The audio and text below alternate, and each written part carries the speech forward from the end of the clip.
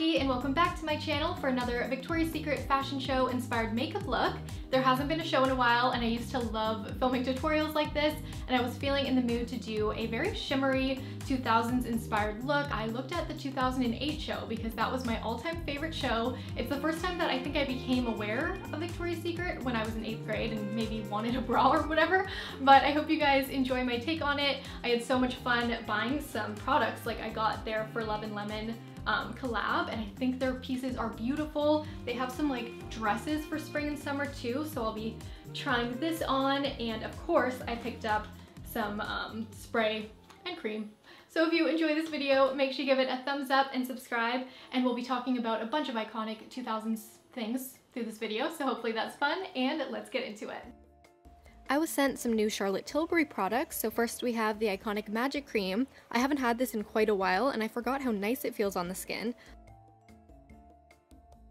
And the new product is the Collagen Superfusion Facial Oil, and I'm going to add a drop and pat it over the skin for extra hydration.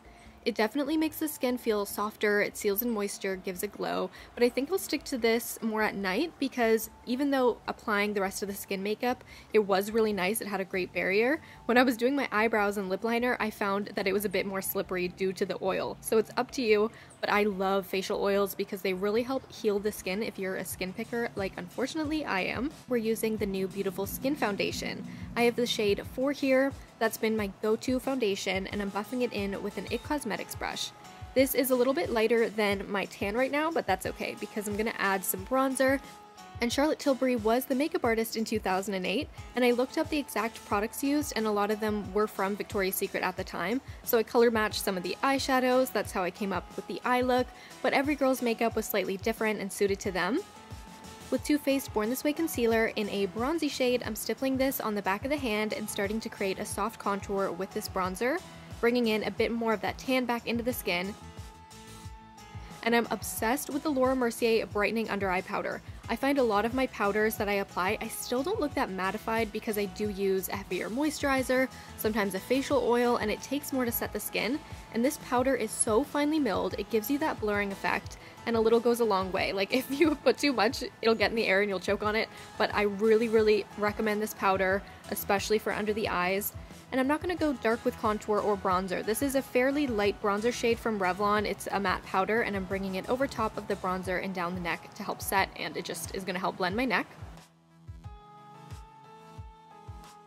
Using Kevyn Aucoin's contour powder that I just dropped. Oh, I always break these things, but I'm adding a bit of a nose contour. I like to add some definition to my bridge and then connect to my brow bone slightly. Then define my nose tip, and I also like to add a bit under my cheekbone, but I don't want it to be too contoured because that really wasn't the vibe. They looked very fresh, and what really made the cheeks pop was a strong blush color and a super bold highlight. I started with Charlotte Tilbury's Pillow Talk blush, which is one of my favorites. If you want to go a drugstore, I love the Milani baked blushes still, but I wanted the blush a bit more bright, so I took a NARS matte shade that was like a reddish coral, and I added this to the cheek. And while this looks very bold, the extreme highlight is going to balance it out. Again, ooh, I use so much Charlotte Tilbury.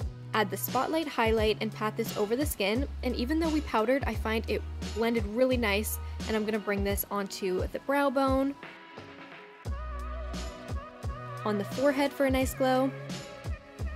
And I've said this in a bunch of my videos, but when you're highlighting the nose, if you do like a swipe over the entire tip, it's going to make your nose appear larger and flatter, but if you do a tiny line or two lines on the tip of your nose and create a really tiny line through the center of the nose bridge, when the light picks it up, it will make the nose appear smaller. Quite a bold highlight. I was definitely taking inspiration for the runway for this look. Layer with ColourPop Super Shock highlight, and I'm putting this over as well as adding this to my collarbones to really make it pop. I hope you can hear my cat meowing. Oh, hi! Kitty, no. Please. I'm not stepping on my keyboard.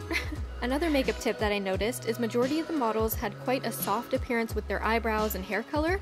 So if they were blonde, their brows matched their roots, and if they were brunette, the brows were a bit lighter than the hair color. So instead of going a darker shade like I sometimes do, I'm taking a light brown and filling in some of the sparse areas, but not making them any darker.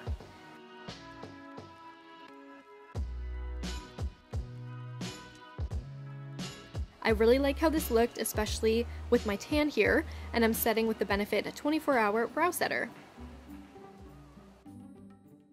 Start with the champagne or pale gold all over the lid. I started with the Norvina palette, but then I changed my mind, so I think a good option would be to build your own palette with ColourPop shimmery shadows. They work really well and are very affordable.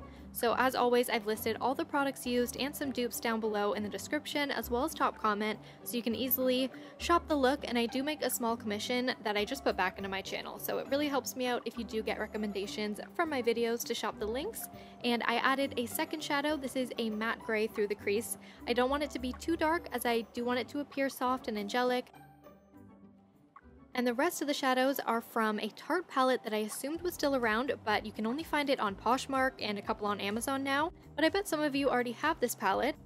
Added a shimmery taupe in the outer corner. And a main part of this look is a stroby highlight on the cheekbone, but Doutzen in the show had a super bold inner corner highlight.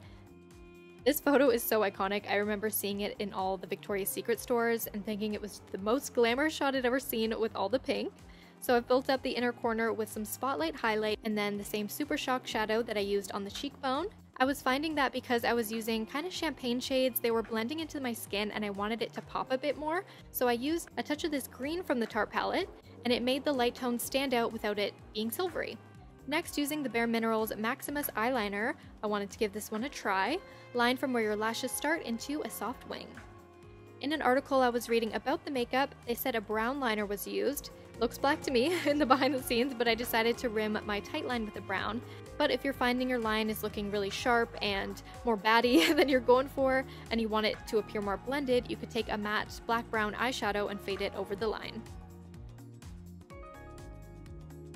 I went with Ardell Demi Wispies for lashes, and I trimmed the lashes a bit so they looked more natural, and then I didn't add a bunch of mascara over top, but I did curl them together. And adding even more shimmer. And if you can tell under the lash line, if you bring some matte gray under that shimmer slightly, you give a smiling effect to the eye that also makes the shimmer pop more. A baby pink peach gloss. I felt like that's super 2000s. A fun buxom cool tone pink first, and then I layered one of the glosses from Victoria's Secret. I picked up a new Caramel Kiss, which is the only one that I've bought. I repeatedly have bought this through the years. And for the pop culture password, comment down below your fave angel or just a distinct 2000s memory. Like, the shows were definitely toxic to a lot of teen girls, or just women in general, but they don't stand out in my mind as the most toxic. Like, do you guys remember The Search for the Next Pussycat Doll?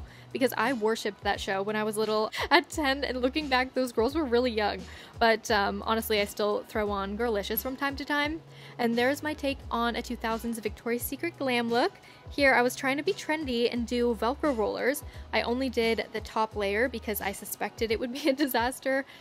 And I really tried to follow all the tips I could find for long, fine hair, like making sure you only have enough hair to fit in the roller, to not have a bunch of hair twisted or wrapped around, and just roll up gently. Added some oil to my ends so they wouldn't stick too much. But I stand by that if you have long, fine hair, Velcro rollers are not worth your effort. But let me know if you guys have any tips, or if you're in agreement that they work the best if you have short, bouncy hair with layers. Here's a look at the For Love and Lemons lingerie that I got. It's like a piece of art. It's very springy, and then I thrifted this old Victoria's Secret robe that I thought was similar to the 2008 show. I didn't want to give you just a failed hair tutorial, so here is how I'm going to create those VS curls on my long, fine hair. I'm going to pin curl in the same way that I did before, but instead I'm using a tapered wand. This one is by T3 Micro, and I have a code on screen for 20% off of any of their hot tools. Through the center, pinning backwards. Other side, again pinning towards the face. And you get a lot more longevity here without pulling them out of the Velcro, and then you can either brush them out if they turned out very curly, or tease them upwards if you feel like the curls are going to fall. I like using the tapered wand so that the curls weren't too perfect, and I got some wave at the bottom and a bit more volume at the top. And another Victoria's Secret memory I have is stealing my sister's Love Spell body spray, and I snuck a razor to shave my legs in 6th grade, and I used the Victoria's Secret Bare Vanilla Shimmer Lotion. Again, it was my sister's, and then I went to a school barbecue right after and bragged about it. I had all my friends touch my legs to see how smooth they were, so I'd love to know if you guys have any Victoria's Secret memories. If you want to keep on watching, you can check out this 90s blowout I did with a straightener. That's a great tutorial because I just kind of curled my hair, teased it out, but I don't have any layers to make it kind of piecey and 90s, so I show how to do that in that tutorial. Or if you're looking for even more glamour, you might like the 60s Sophia Loren video. That one was so fun to make and again very pink, and I'll see you in my next video.